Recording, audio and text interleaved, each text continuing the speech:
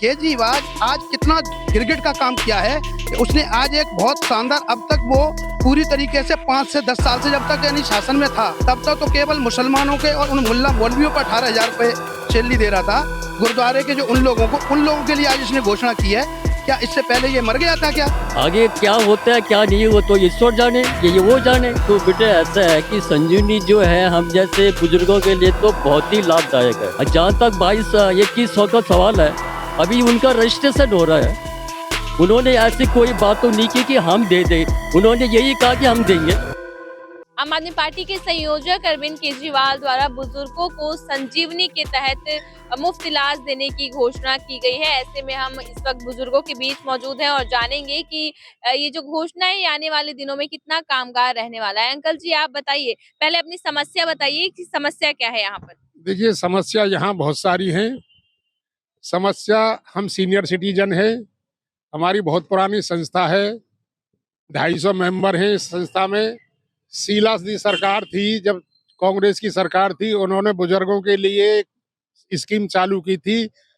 2,40,000 grant मिलती थी सरकार से उनके इंजॉयमेंट वेलफेयर के लिए। 3-4 साल से एक पैसा केजरीवाल सरकार या प्रेजेंट सरकार एक पैसा नहीं दे रही है। हम धक्के खा खा के आते हैं, वेलफेयर डिपार्टमेंट में कहीं कोई कार्रवाई नहीं हो रही। और बड़ी समस्या है, पूरे सीजन में गंदा पानी आया है। पानी सबने जो बाजार से ले लेके पिया है, इतना गंदा पानी आया है कि उससे नहा धो भी नहीं सकते थे। तीसरी समस्या, यहाँ सबसे बड़ी समस्या है पशुओं की समस्या है। इतने आवारा पशु हैं यहाँ, किधर को निकलो 2-3 मौत हो चुकी हैं। एक बुढ़िया को टक्कर मारी, वो बुढ़िया आईसीयू में जाके, वो बुढ़िया 1 महीने में जो हॉस्पिटल से मरी हुई आई, लेकिन कोई सुनने वाला नहीं है इसके विषय में जो है। और यहाँ जो है समस्या ही समस्या है। ये जो सारी पार्टी में केजरीवाल ने क्या कहा कि हम फ्री इलाज करेंगे, क्या करेंगे, मैं केजरीवाल जी की ना कह के सारी पार्टियों को कहता हूँ, ये वायदे करते हैं, पूरा एक भी नहीं करते। वोट खरीदते हैं, वोट खरीदी, सत्ता पाई और सब भूल जाते हैं कि क्या हमने वायदे करे थे। तो इनके वायदों पर कोई विश्वास नहीं कर सकता। चलिए आगे जानेंगे। अंकल जी आप बताइए, संजीवनी को लेकर क्या सोचते हैं, कितना कामगार रहने वाला है? देखो बेटे ऐसा है कि संजीवनी जो है हम जैसे बुजुर्गों के लिए तो बहुत ही लाभदायक है। क्योंकि हम बुजुर्ग हो गए हैं, जो सेंट्रल गवर्नमेंट से रिटायर हुए हैं, उनको तो सीजीएस कार्ड मिला हुआ है, वो तो जाके हॉस्पिटल में इलाज करा लेते हैं। जो प्राइवेट सेक्टर में काम करते हैं, उनके लिए संजीवन जो योजना है बहुत लाभदायक और बहुत अच्छी है। ये जो योजना अरविंद जी ने जो की है, अगर सक्सेस हो जाती है तो ये तो बहुत ही अच्छा हम बुजुर्गों के लिए बहुत ही शानदार स्कीम है। जहाँ तक 22-21 का सवाल है, अभी उनका रजिस्ट्रेशन हो रहा है। उन्होंने ऐसी कोई बात तो नहीं की कि हम दे दें, उन्होंने यही कहा कि हम देंगे। आगे क्या होता है क्या नहीं, वो तो ईश्वर जाने, ये वो जाने। अब दूसरी जगह देखो, वहाँ 1100 रुपये लिफाफे के अंदर दिए जा रहे हैं, उसके लिए कोई नहीं कुछ बोल रहा है। तो ये है कि आपस में ये लोग लड़ रहे हैं, भिड़ रहे हैं, एक दूसरे से लंच कर रहे हैं। ये गलत बात है पार्टियों के अंदर। चलिए आगे बातचीत करेंगे। अंकल जी आप बताइए, जहाँ यहाँ पर जो है बिजली पानी, हालांकि जो आम आदमी पार्टी की सरकार है, इनकी सरकार में बिजली पानी मुफ्त बताया जा रहा था, क्या लगता है यहाँ पर बिजली पानी मुफ्त मिलती है? नहीं, हाँ मिल रहा है, ऐसा कुछ नहीं है, मिल रहा है, बिजली भी मिल रही है, पानी भी मिल रहा है। अच्छा, जो 60 साल के बुजुर्ग हैं या 60 साल के ऊपर के बुजुर्ग हैं, उनको फ्री इलाज देने का घोषणा किया गया है, कितना कामगार रहने वाला है?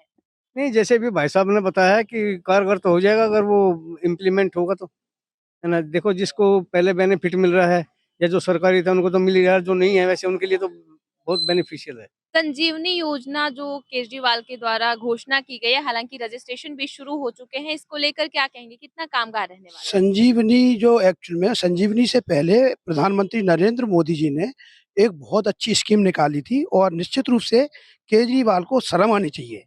मैं बहुत क्लियर कह रहा हूँ क्योंकि आम आदमी पार्टी का मैं यहाँ का लेटेस्ट अपडेट वार्ड अध्यक्ष रहा हूँ। अभी तक डॉक्यूमेंट में वार्ड अध्यक्ष आम आदमी पार्टी का रहा हूँ मैं, और मेरा नाम योगेंद्र उपाध्याय है। मयूरविहार फेज 2 वार्ड में वार्ड नंबर 196 में मैं कम से कम 20 ईयर से वर्किंग कर रहा हूँ। और किसी भी कारणवश मैंने एक डिसीजन था संगठन का, तो निश्चित रूप से मैंने वो उस समय भारी मन से पार्टी को निश्चित रूप से मैंने छोड़ा था। मैं एक सजग कार्यकर्ता होने के नाते यहाँ पर, एक व्यक्ति होने के नाते ये बात कह रहा हूँ। मैं आज किसी भी पार्टी के लिए मैं ये नहीं कहता कि हर आदमी अपनी एक विषय रखता है और अपने नए-नए वो लेके आते हैं, एक नए-नए पुलिंदा झूठ के। केजरीवाल आज कितना गिरगिट का काम किया है कि उसने आज एक बहुत शानदार, अब तक वो पूरी तरीके से 5 से 10 साल से जब तक यानी शासन में था, तब तक तो केवल मुसलमानों के और उन मुल्ला मौलवियों पर 18,000 रुपए सैलरी दे रहा था। उस पर जाकर के ब्राह्मणों को और पूरा के पूरे जो सिख मेजॉरिटी के अंदर जो हमारे सिख के जो धर्म को पालन करने वाले अनुयायी हैं, उनके जो मंदिर और गुरुद्वारे के जो उन लोगों के लिए आज इसने घोषणा की है। क्या इससे पहले ये मर गया था क्या? इससे पहले भी घोषणा कर सकता था। और रही चीज़, इसने जब भी कानून का हमेशा, ये इतना बड़ा शातिर आदमी है, ये इंटरनेशनल जो संस्था है, जो जॉर्ज सोरोस की, उसका ये सिपाही है। मैं आपको आज फिर कह रहा हूँ। और ये कम्युनिस्ट विचारधारा का पूरा चाइना के षड्यंत्र को आगे बढ़ाने वाला हिंदुस्तान के अंदर ये आताताई आदमी है। ये मुख्यमंत्री के नाम पर कहते हैं एक धब्बा है दिल्ली के लोगों को। दिल्ली के लोग इतने सज्जन और सीधे लोग हैं, आप बताइए। पहले इसने 1,000 रुपए के लिए कानून लाया था ये। मैं वार्ड अध्यक्ष था उस समय, इसने उस समय भी पर्चा लोगों के भरवाए थे। ये उस समय जेल चला गया। मैंने इसकी जो गिरगिट वाली जो राजनीति जो देखी है, इससे ज़्यादा गंदा इंसान नहीं है।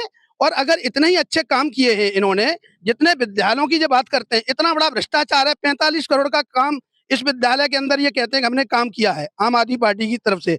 आज इसके अंदर इतना बड़ा भ्रष्टाचार है, आप अंदाज नहीं लगा सकते। करोड़ों का जो विद्यालय के अंदर जो घोटाला करके यहाँ पे बैठा हुआ है, आज अगर कोई जांच की जाए तो इसमें करोड़ों रुपए का घोटाला है।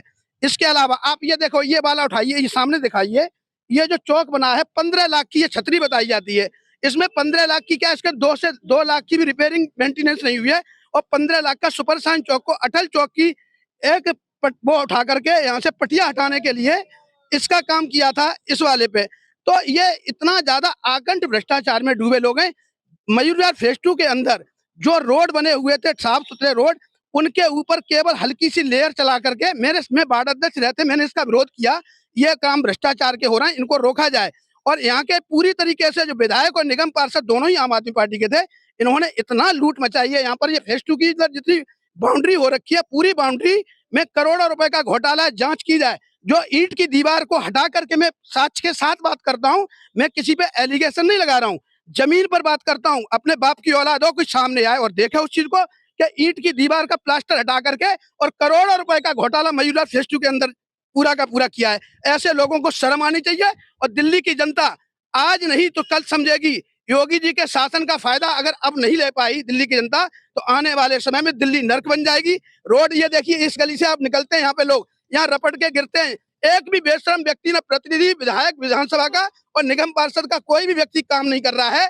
ये पूरी गली में, जिस गली में मैं निवास करता हूँ, मैं वार्ड अध्यक्ष आम आदमी पार्टी का, निगम पार्षद ने यहाँ पर इस गली के अंदर विधायक ने कोई काम नहीं करवाया, एक लाइट नहीं लगाई है।